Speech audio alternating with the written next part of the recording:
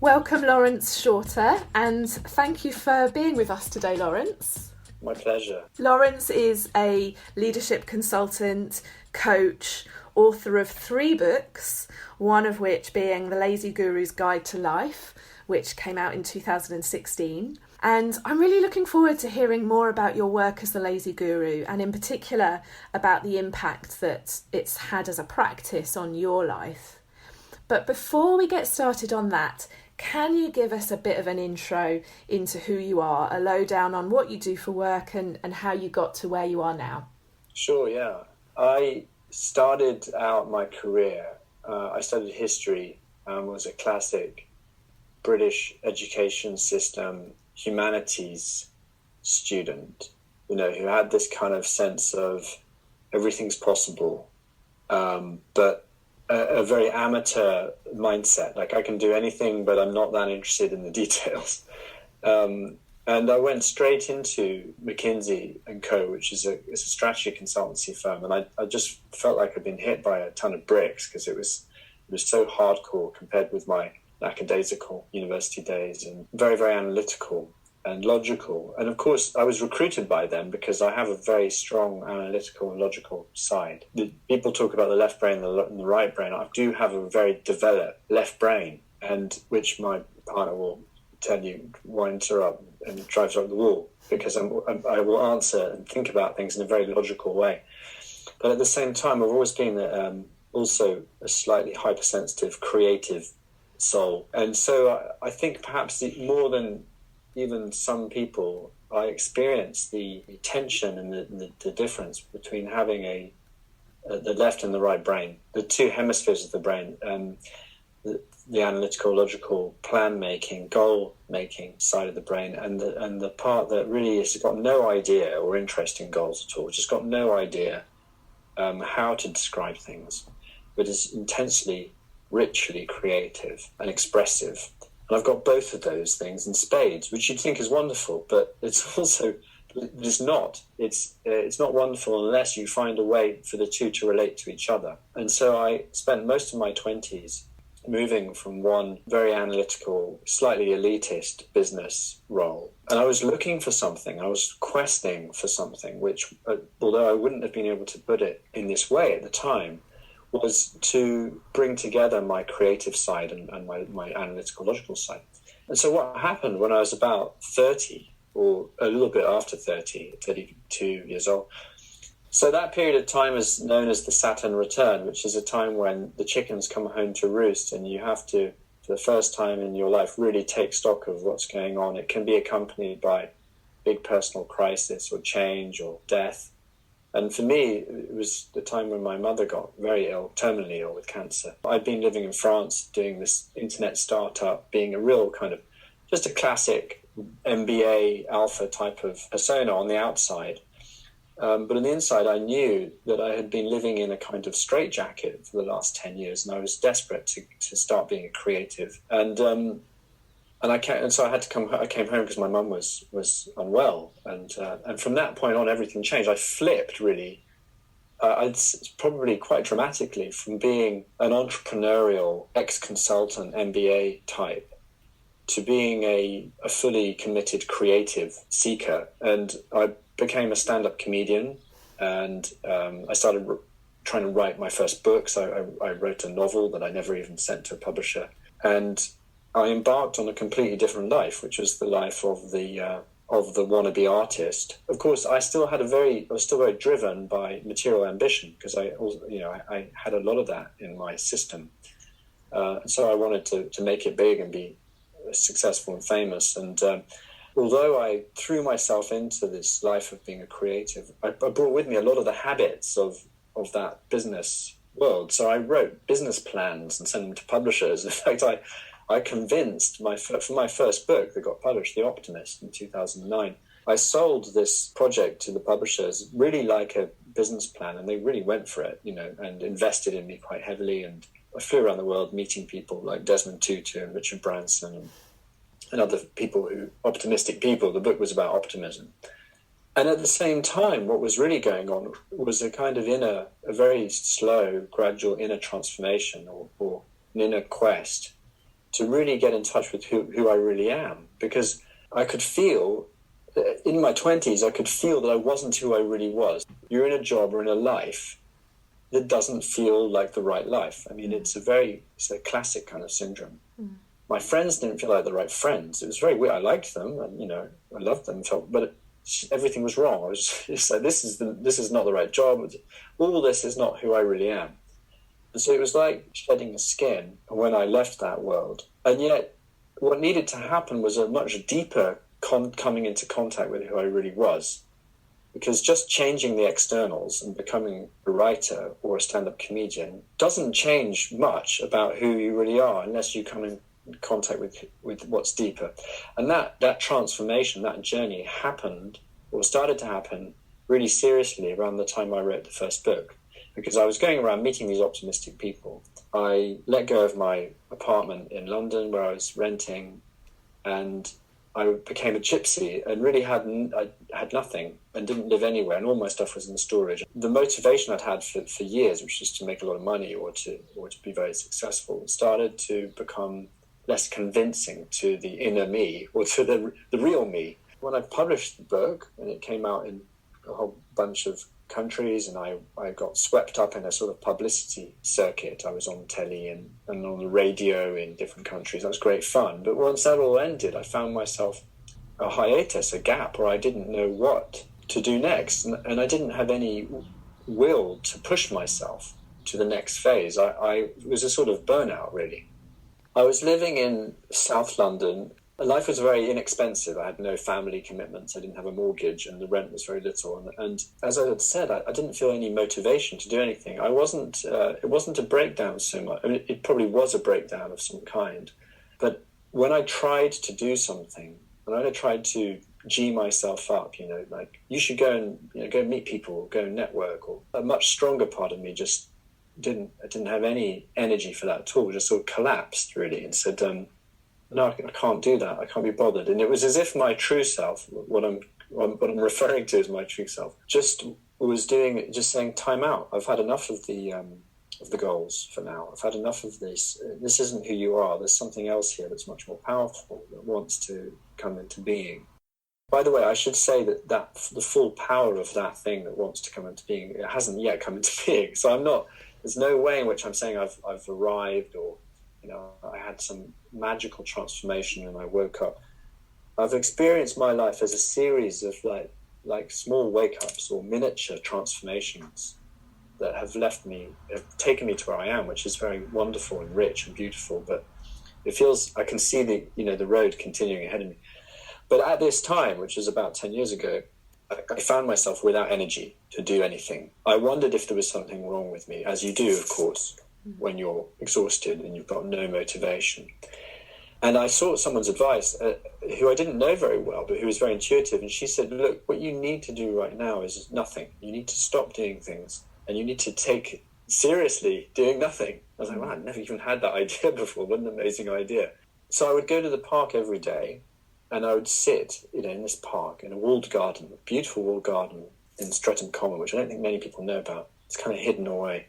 And I would just let myself sit with the underlying feeling that was there, which was not just exhaustion, but some kind of, I'd say, grief, some kind of grief. And what it reminded me of, and I've got no idea why or how this happened, but I felt a little bit like the inheritance of those soldiers in the First World War who had been shell-shocked and exhausted and ground just like in a pestle and mortar. They'd just been ground down to nothing and total exhaustion.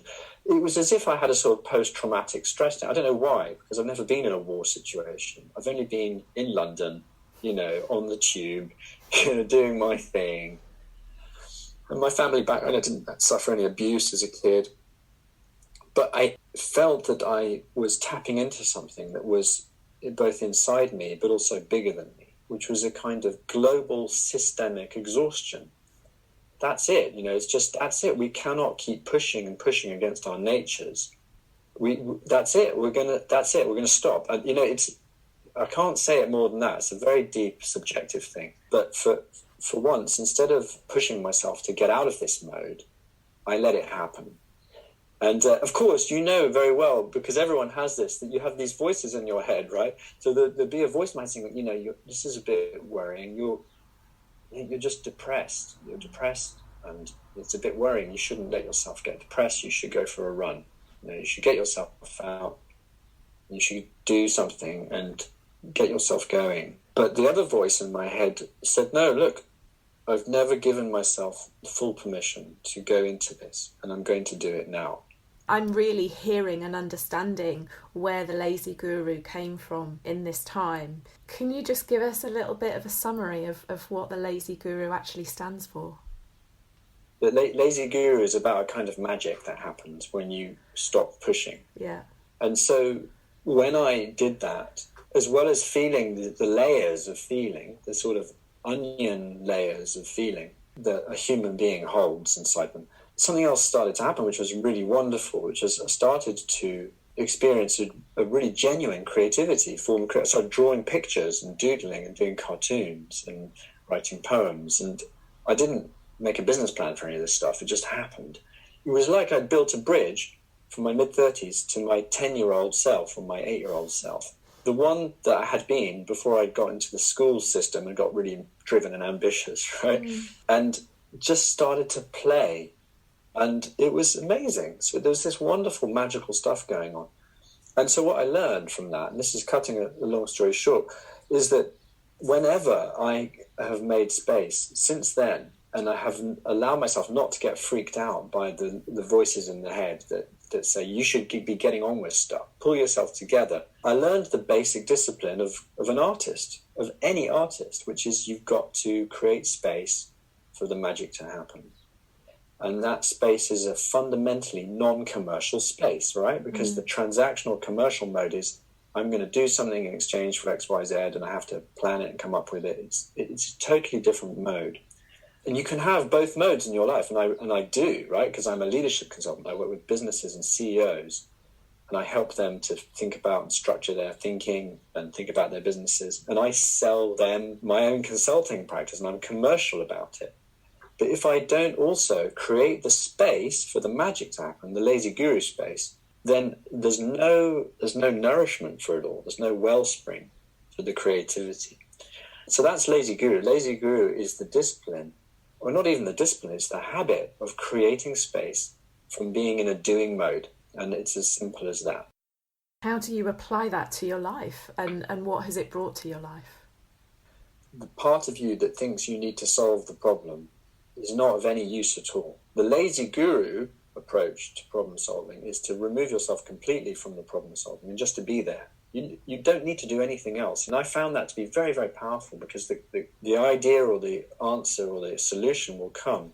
For myself, every single day, I stop several times a day. I just stop, I pause from what I'm doing, and I stop doing. And that pause can be as little as 10 seconds, or it can be as long as half an hour. And in that time, if I'm being good, if I'm being disciplined, I'm not picking up my phone and playing Candy Crush or Aqueduct or Two Dots or whatever game I've got on my phone. And I'm not watching Netflix, and I'm not reading anything. I'm just doing nothing.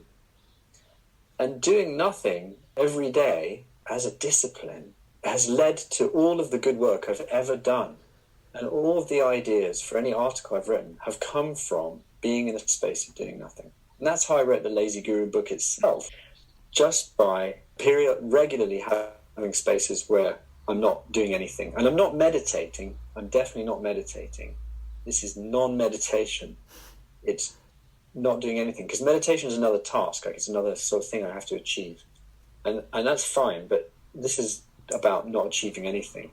And that's where all the good stuff comes. How would you compare life before you began this practice of doing nothing versus what life is like for you now? Before I began the practice, and it's a practice that gets deeper all the time, so I get better at it all the time. I mean, even this year I've got a lot better at it, meaning I'm really committed to it. But if I compare myself now to 10 years ago, for example, 5 years ago, or even 3 years ago, just the level of stress is much less, even though I'm doing much more work. The creativity is higher. My relationships are better. The way I communicate. I mean, this is also really helpful for having an argument with someone. When I have an argument with someone, and I don't remember to be this way, which, by the way, happens still a lot, I get all caught up in it, and I get into a mode where I'm trying to justify myself or prove that I'm right or that I'm okay. I'm being defensive. But when I remember this rule, which is the rule of doing as little as possible, not as little work as possible, but just stepping back and taking myself out of the active mode, then an argument immediately becomes something different. It becomes a conversation in which I'm listening. I'm absorbing what's happening. So my relationships are better, my stress is much lower, and my creativity is higher. And I have a much, much deeper sense of what my purpose is or what I'm about than I did before. Where there was confusion before, there's much more space for simple clarity.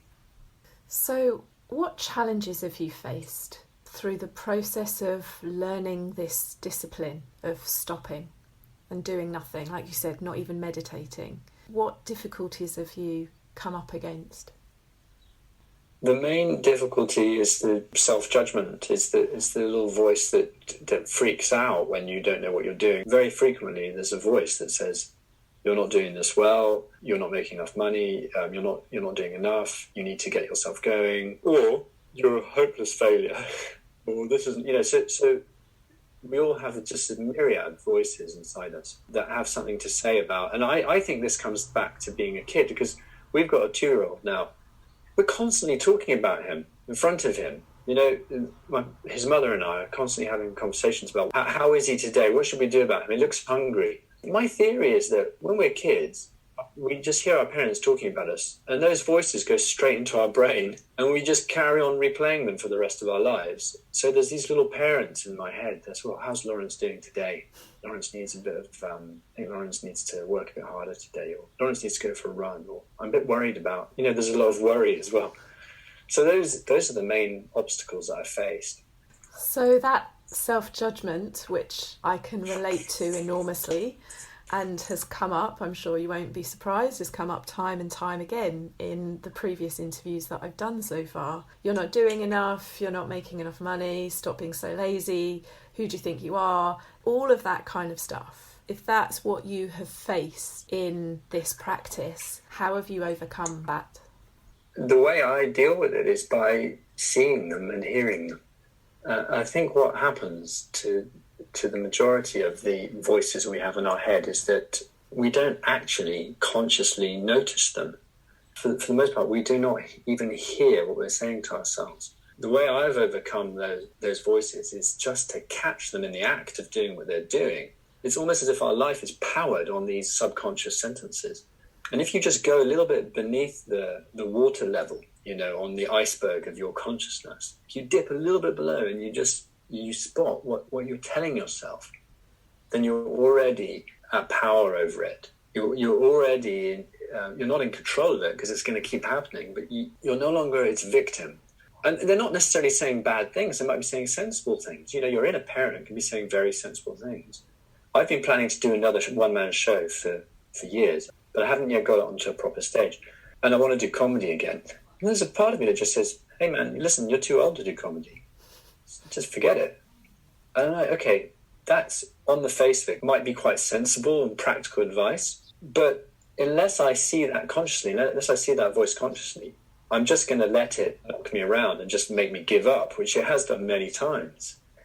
So, yeah, I think it's about awareness. And that awareness happens by doing nothing.